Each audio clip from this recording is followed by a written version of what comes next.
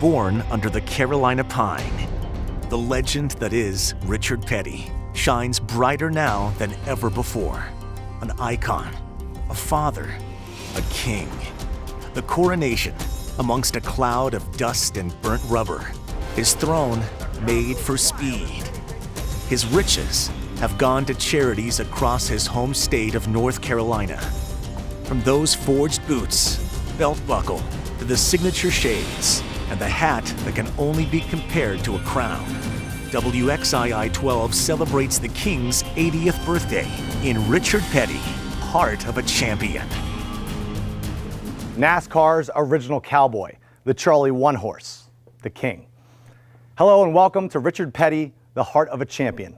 I'm Brian Formica. During this special, we'll take you inside those moments that have defined a career fit only for a king, from the early days to the very latest in his life. Plus, an inside look at how those riches from the track have translated into improving the lives of thousands in the Piedmont Triad. We'll also check in with today's top drivers and, in their own words, how this racing legend has impacted their lives and what he means to the modern day best. And of course, we sat down with Richard Petty himself as he reflects back on the past 80 years of his life and what he still wants to accomplish. Been all over the world and done a lot of things because of racing, but I'm still here. In order to appreciate where we are, we must first look to where we're from. Richard Petty's story starts in this one stoplight town of Level Cross, North Carolina. Built in 1924, the foundation of the Toombs Petty House is so much more than concrete and stone. It's the bedrock of NASCAR's royal family. The whole family lived here at some point or another. It's just very, you know, when you say I'm going home, like this is the spot. Like, you know, it's nothing for cousins to show up, aunts, uncles, whatever, at any point. Our whole family are really proud of this house and what it stands for. The early days of racing, the groundwork of the sport, lived in these walls. Petty had racing in his blood, and coursing through those veins, all that natural talent he was itching to take to the track. When you're the son of a pioneer in stock car racing, the expectations aren't just high, they're nearly suffocating. Lee Petty was a superstar on the track. There was no way his lanky 21-year-old son would ever measure up. But in typical Richard fashion, he came into the sport, engines firing. And immediately the cars start to pit. Here's Petty's car in the pit area. For some reason or other, Petty is up on top of his car. His grit was what started the rumblings throughout the sport. The crowd goes wild as Petty takes the lead. Top 10s, top 5s, Rookie of the Year. Maybe there was something in this second Petty. 4 years later, there wasn't a doubt in anyone's mind. Richard was a force to be reckoned with. And in 1967, it was clear. This prince was on his way to claiming the throne. 27 wins, the championship. And no longer was he known as the second generation Petty, but instead King Richard. Win after win, championship after championship. This ruler of racing, this monarch of might, collected them. 64, 67, 71, 72, 74, 75, 79. But as a monarch will tell you, someone is always coming for your throne. The next young gun, the next superstar. Richard fought them off for more than a decade, and in 1992, called it a career. No one knowing the impact he made on the track was only the start of a bigger, broader perspective and philosophy for the king of NASCAR.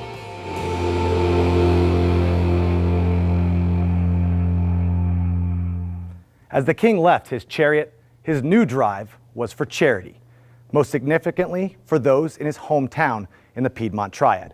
Chris Lee takes us inside one of the biggest ventures of Petty Enterprises, Victory Junction. There's a place in Level Cross, North Carolina, where the number 45 has more meaning than the number 43. Around that tragedy, the family rallied and decided to start a camp to bring his idea to fruition. In 2000, Richard Petty's grandson, Adam Petty, died doing what he loved. He crashed inside of his number 45 vehicle at New Hampshire Motor Speedway and was killed instantly. But Adam also loved giving back to the community. I, for one, don't think Adam was put on this earth to drive a NASCAR race car. I think he was put on this earth to start this camp. To honor Adam, his grandfather donated land to start Victory Junction, a summer campsite in Level Cross to serve children with chronic medical conditions, just like Adam wanted. Richard Petty, Kyle Petty, the Petty family is an institution in this area, and so they're a point of pride for all of this area, and just like them, I want Victory Junction to be a point of pride for all of this area. The camp officially opened in 2004 and serves over 6,500 kids a year, and it gives these children a chance to swim, ride horses, and just have fun in a safe environment. For a lot of these kids, it's the very first time that they've been away from home. And it's the first time that they've been able to experience a lot of these amenities that we have here to offer. All of this thanks to a great idea from Adam Petty and a royal donation from his grandfather, the King, Richard Petty. It's that reach, that celebrity that is Richard Petty, that is Kyle Petty, that is the Petty family. That reach has really allowed us to serve more kids than probably we were scheduled to serve because of their celebrity. In Petty's career, he's met dignitaries, world leaders, and fans from across the globe. Those key moments are enshrined just down the road at the Richard Petty Museum. Chris Lee and Richard's daughter Sharon take us inside for a special behind-the-scenes look.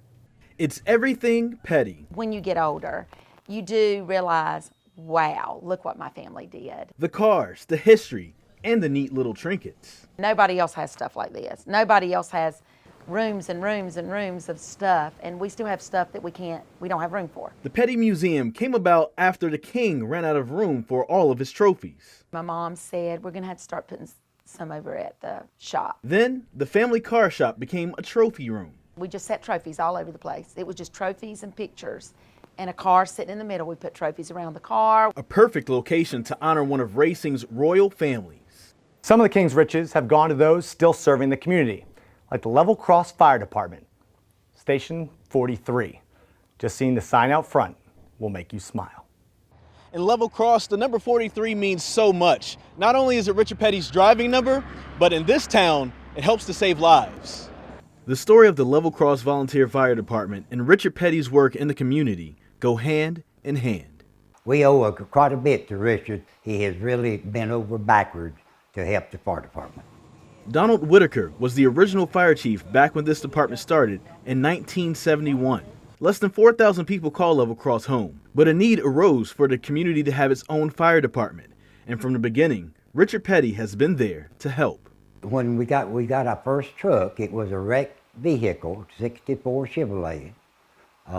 We took it down to his shop, and his group of mechanics and body men and paint men helped up to restore that vehicle. So how did the station get number 43? At that time, Kyle Petty had just started racing, or had been racing for a little bit, and was using the number 42.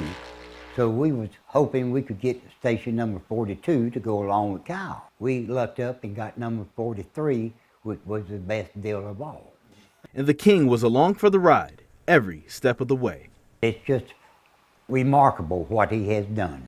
The sport itself is forever changed by Richard Petty. Throughout this show, drivers from past and present will share their thoughts on how the King has changed their lives and give a special birthday message. Hey King, I want to wish you the happy birthday, man. Thank you for everything you've given to NASCAR. Happy 80th. He means so much to this sport. It's incredible to see him around the track. He was definitely a childhood hero of mine, a hero of all of ours in the garage area, and it's definitely cool that he's still around here helping us out and enjoying racing, and he means a ton to us, so happy birthday. Still to come, one group has especially hit home for the King, the veterans who have served our country.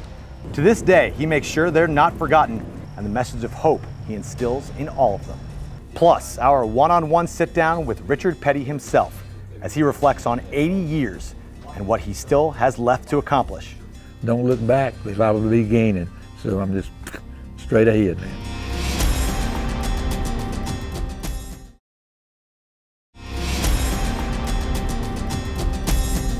Hey, it's Clint Boyer. I want to wish the King, Richard Petty, a happy 80th birthday. Thanks for everything you've done for our sport me and everybody else. So happy birthday, man. You earned it. Fans from around the globe love him, that's for sure. The thing about Richard Petty, he genuinely loves them back. And a special place in the King's heart is for those who have served in the military. He's always taken time out to make sure those veterans he meets know they're appreciated for all their sacrifice. Just one example, the annual Top Shelf Fishing Festival in Randleman. It brings wounded warriors and veterans together to fish for the day and get to know each other just outside Petty's hometown. It's unbelievably gratifying to me, and I know it is for the rest of these warriors here as well too. We put a lot of time in Army, Marine Corps, Navy, Air Force, Coast Guard guys put a lot of time in the service of our country, and this is it's truly wonderful when they're saying thank you back. I really appreciate it. Still ahead, we sat down for a special one-on-one interview with Richard Petty as he reflects on the last 80 years of his life. Stick around to hear from the King himself. Every race I've ever run, every lap has been a different. So life's the same way.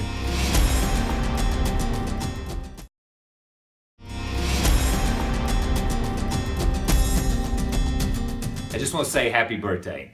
To a lot of people, you're Richard Petty. To a lot of people, you're the King. To me and to Sharon and to Lisa and to Rebecca, you're just Dad, and always will be.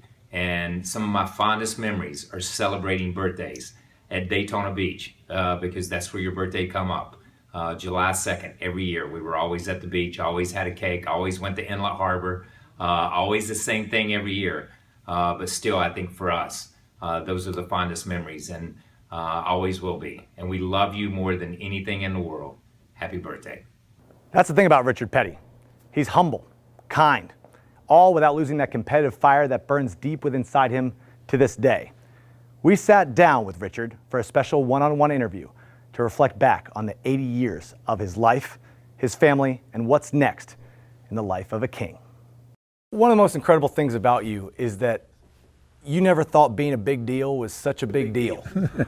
Why is that? Where does that humility come from? I don't know. I guess you start out with nothing, and you accomplish something, and you say, okay, that's just another deal, and you go to the next day.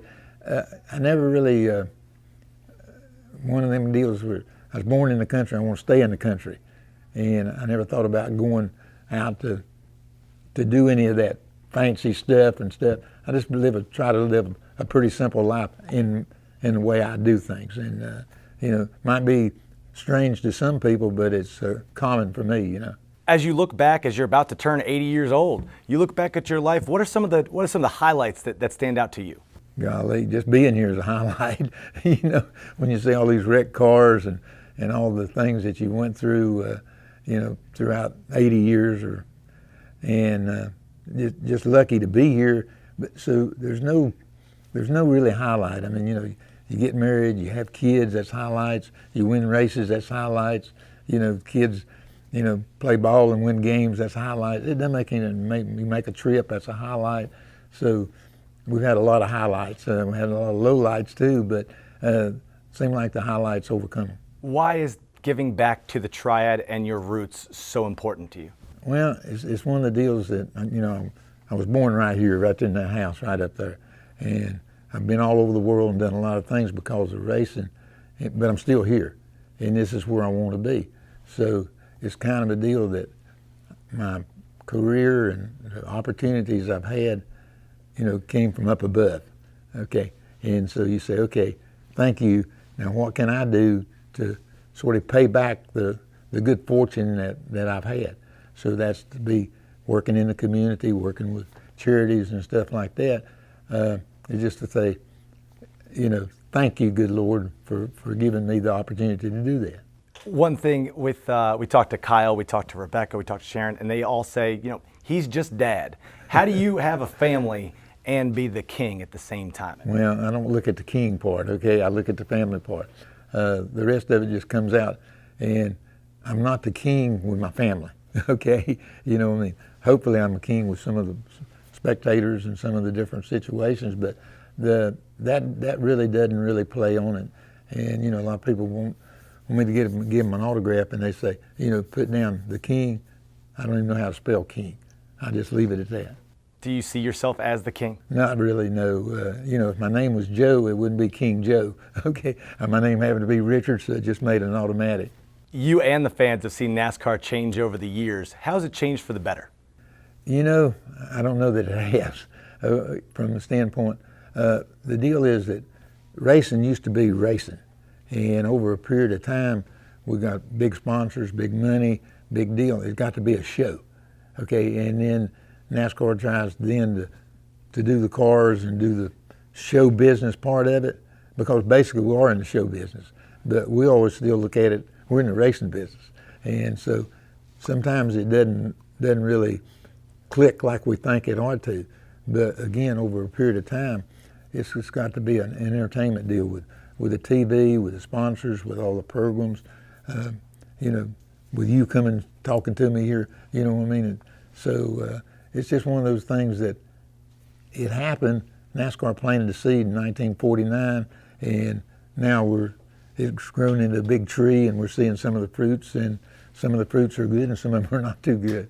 So when you look at your career, 7 championships, 200 wins, the list goes on.